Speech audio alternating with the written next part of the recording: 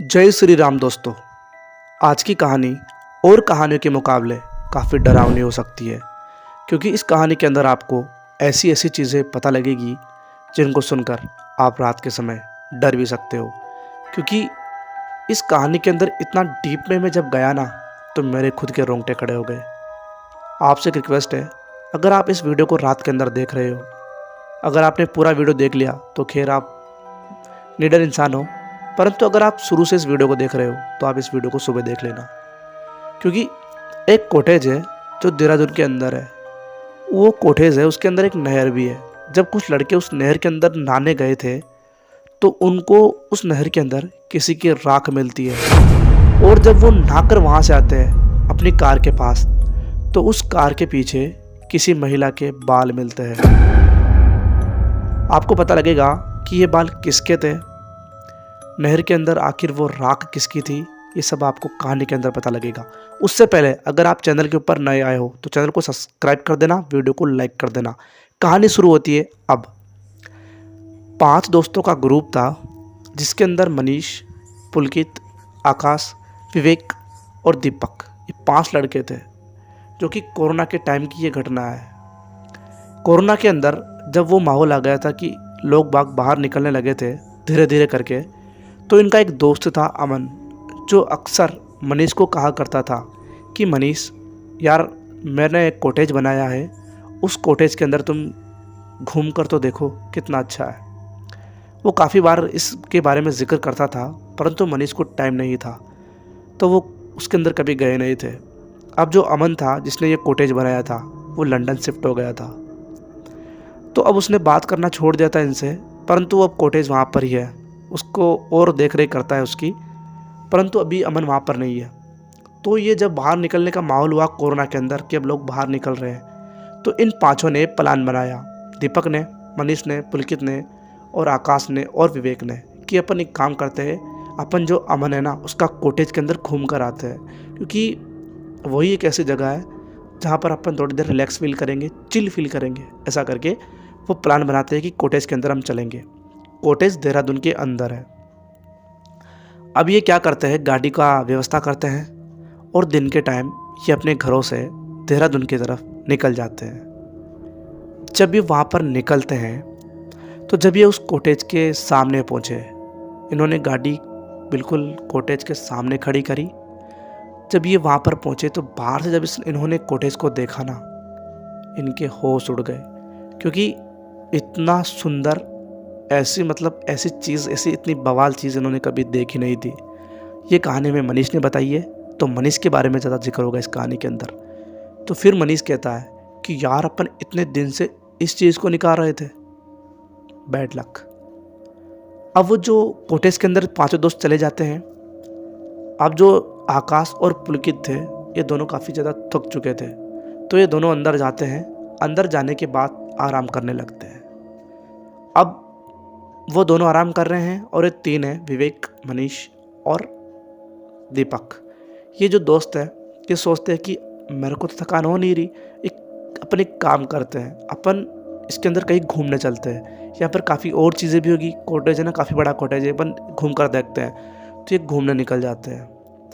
इन्हें घूमते घूमते इनको दिखाई देती है एक छोटी सी नहर उसी कॉटेज के अंदर। ये सोचकर मतलब मस्त हो जाते हैं कि वाह यार, क्या चीज़ है भाई, इतनी खतरनाक चीज़ कैसे हो सकती है। मैं रुकूंगा नहीं, मनीष ने ऐसा कहा कि अपन एक काम करते हैं, इसके अंदर नहाते हैं। तीनों उसके अंदर कूद जाते हैं नहाने के लिए। अब जो दीपक था वो थोड़ा चुलबुला मिजाज का आदमी था, हर टाइम मस्ती करता था, इस टाइप का आदमी था।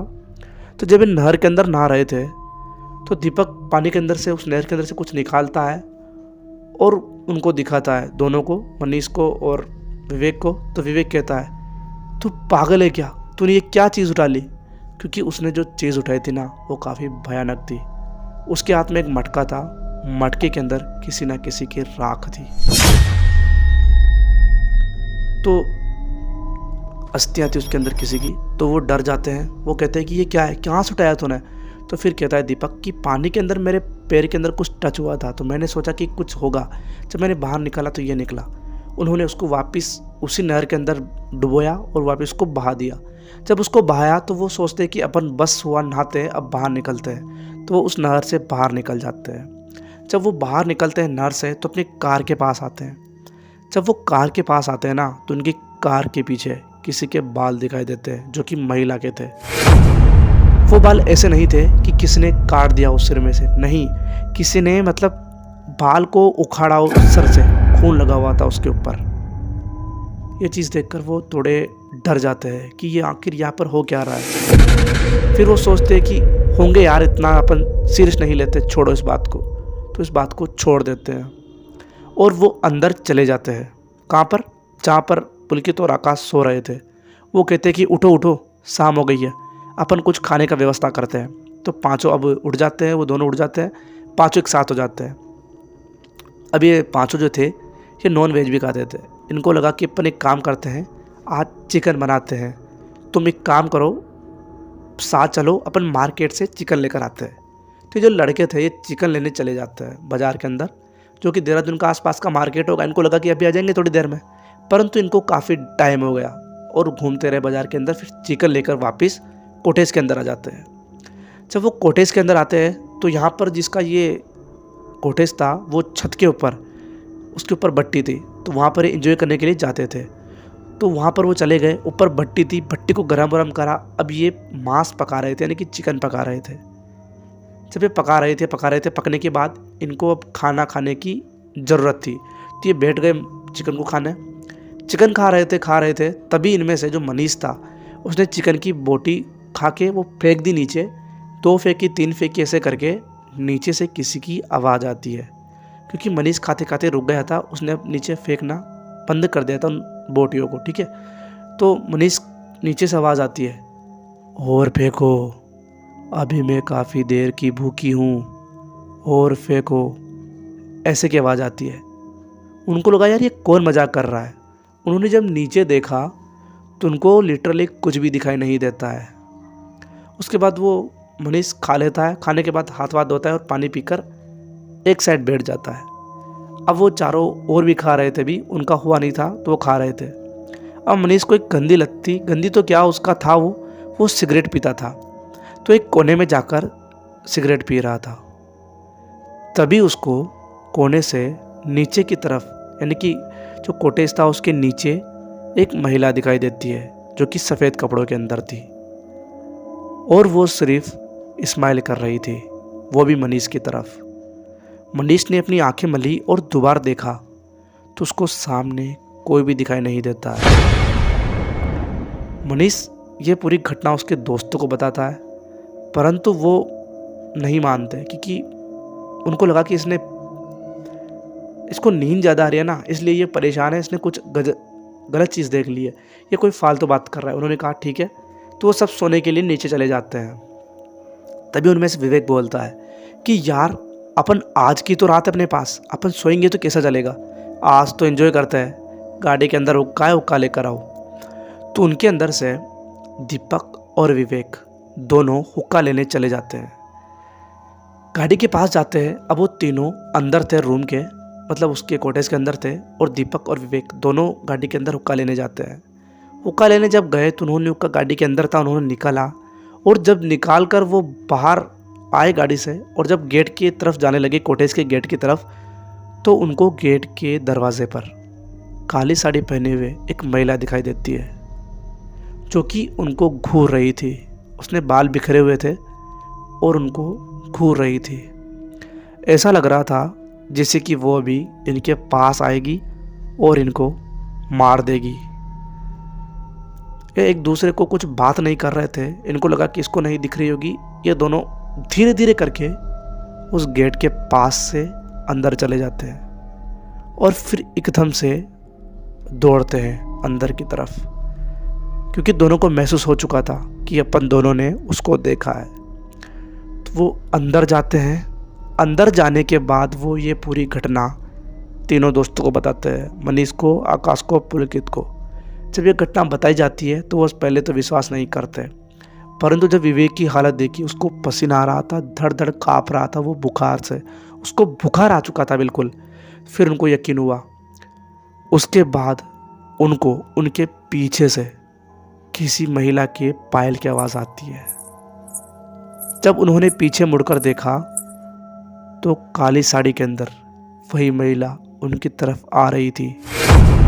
अब वो तेजी से अपनी कार की तरफ भागते हैं और भागने के बाद गाड़ी के अंदर बैठते हैं और गाड़ी के अंदर बैठने के बाद गाड़ी को इतनी स्पीड में भगाते हैं जिसकी कोई सीमा नहीं थी। बाल बाल बचे थे वो, बाल बाल शहर के अंदर आ चुके थे, देहरादून के अंदर। और विवेक जो था वो बेहोश हो चुका था। जब विवेक की आंख खुली तो उसके ऊपर पानी डाल रहे थे लोग, और फिर आसपास लोग थे ढाबे के ऊपर। ढाबे के पास उन्होंने गाड़ी रोकी थी तो वहाँ पर कुछ संत लोग भी थे। उनको बताया गया कि हम वहाँ से आ रहे हैं। तो फिर उन्होंने कहा संत लोगों ने कि तुम जिंदा कैसे हो, वहाँ पर बहुत भयानक चीज़ें हैं, आखिर तुम जिंदा कैसे हो। तो फिर इन्होंने कहा कि हम हनुमान चालीसा का पूरा रास्ते जाप करते आ रहे थे, इसलिए उनकी जान बची। फिर उनमें से ढाबे के पास एक आदमी खड़ा था, उसने कहा कि वो जो कॉटेज है ना, वो शमशान घाट के ऊपर बनाया हुआ है और उस नहर के अंदर यहाँ पर 3 लोग जो कि बाहर से आए थे वो मारे गए थे। उनको नहीं पता था कि इस कॉटेज के अंदर क्या है ऐसा। अब वो वहाँ से आ जाते हैं, वो अपने घर आ जाते हैं 5 दोस्त। परंतु उनके साथ एक और आई थी जिसको वो हर रोज़ अपने सामने देखते थे।